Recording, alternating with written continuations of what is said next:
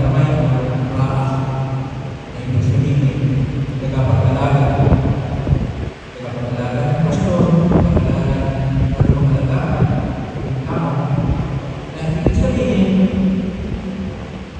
maaaring itong pagiging pastor, hindi lang para sa mga tuwa, hindi lang sa mga kordero, pastor din sa kapwa, pastor sa pamilya, pastor sa mga.